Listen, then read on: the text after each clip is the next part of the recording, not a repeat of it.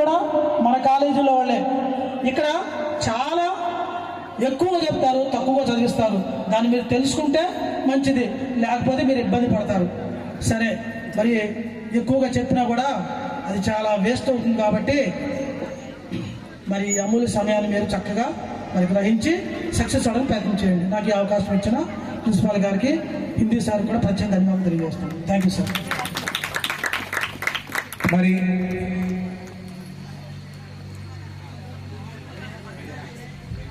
మరి మొన్న Shri Sathya Sai state level S A writing competition అనేది జరిగింది.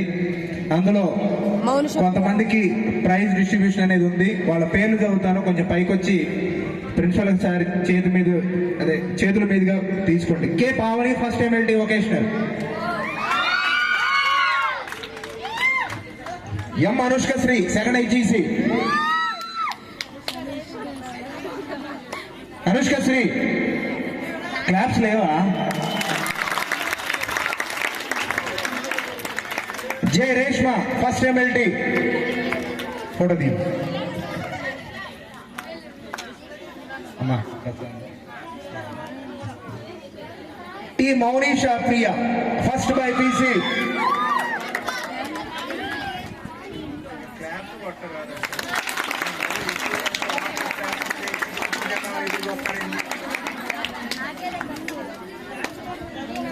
ఎం శాలిని ఫస్ట్ MPHW,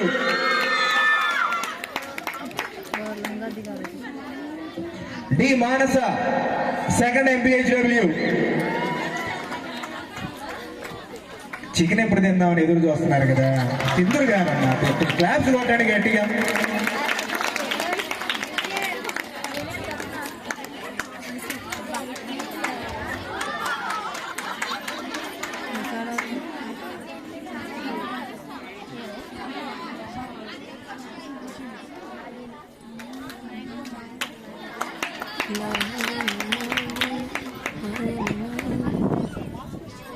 మరి ఎప్పుడెప్పుడు అని ఎదురు చూస్తున్నా మీ ప్రోగ్రాంకి ముందు మరి మన ప్రిన్సిపల్ సార్ని మాట్లాడవలసిందిగా కోరుచున్నాం. యువకులు, ఉత్సాహవంతులు, యంగ్ అండ్ డైనమిక్ మన ప్రిన్సిపల్ సార్ని మాట్లాడవలసిందిగా కోరుచున్నాం.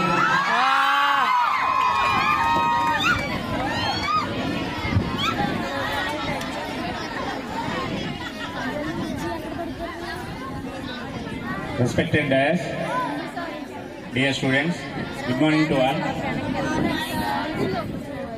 Dintana sound.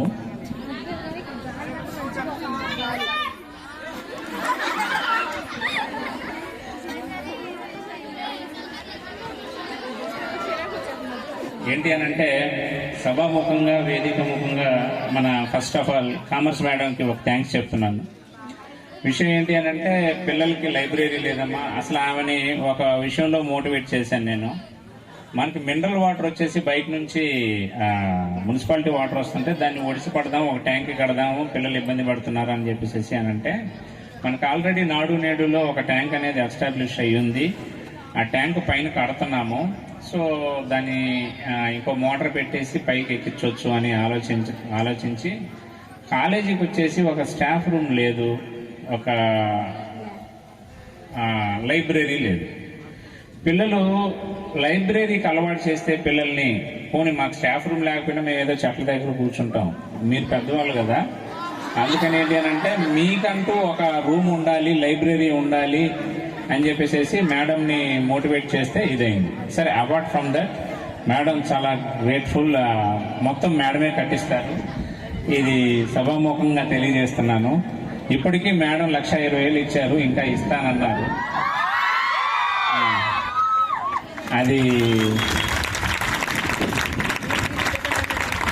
అది ఒకటి. ఇక రెండోది వచ్చేసరికి మన ఎడ్యుకేషన్ రోజు ఇదే. పిల్లలు వచ్చేసి నేను ఫస్ట్లోనే చెప్పాను ఏంటి అని అంటే వీళ్ళందరూ వచ్చేసి ఫ్రెషర్స్ చేసేటప్పుడు మీరు ఫేర్వెల్, యాన్యువల్ డే 2 చేయండిరా కలిపి, నేను అమౌంట్ ఇస్తాను ఎంతో కొంత అని చెప్పాను. అది నేను కష్టపడి సంపాదించిన అమౌంట్ కాదు, మీరు ఫీజులు కట్టినటువంటి అమౌంట్.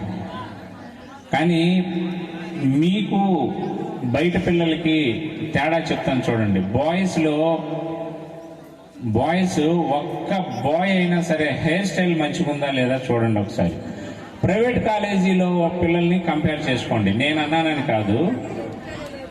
ప్రైవేట్ కాలేజీలో పిల్లల్ని కంపేర్ చేసుకోండి, ఇక్కడ ఉండే పిల్లల్ని కంపేర్ చేసుకోండి. మ్యాక్సిమం హెయిర్ స్టైల్ మీరందరు కామ్గా ఉంటే నేను మాట్లాడతాను, లేకపోతే మీరు డ్యాన్స్లు వేసుకుందరు. మ్యాక్సిమం బాయ్స్ హెయిర్ స్టైల్ ఒకటి చూసుకోండి. మనం అల్లరి చేయాలి. ఈ కాలేజీ 2 years కాలేజీ మీకు ఇక్కడ అల్లరి చేయాలి, అన్ని చేయాలి అంటే పిచ్చి పనులు తప్పుడు పనులు తప్ప చదువుకోవాలి, అన్ని అల్లరి చేయాలి. ఏది సోషియో ఫ్యాంటసీ సినిమా చూసేటట్టు ఉండాలి లైఫ్. అంతేగాని ఏదో వచ్చాము వెళ్ళాము డైలీ రొటీన్ ఇదైపోతుంది అనమాట. పిల్లలు 1వ తారీఖు నుంచి ఎగ్జామ్స్కి వెళ్తారు. ఆ ఎగ్జామ్ ఫియర్ అనేది ఒక రిలీఫ్ కోసం ఇది పెట్టాం. దీన్ని మీరు ఏం చేస్తున్నారు అంటే ఒక 70% అటెండ్ అయినట్టున్నారు, 65% అటెండ్ అయినట్టున్నారు. రిమైనింగ్ పీపుల్ ఏమీ అటెండ్ అవ్వలేదు. సరే, ఒక విషయం అయితే చెప్తాను, మీరందరూ మ్యాక్సిమం ఫస్ట్ పాస్ అవ్వడానికి ట్రై చేయండి. ఆ తర్వాత లాస్ట్ ఇయర్ 470 మార్కులు వచ్చినట్టుంది సిఈసిలో. ఇప్పుడు అమ్మాయితోని అమ్మ నువ్వు పాస్ అవ్వు అని అంటే చాలా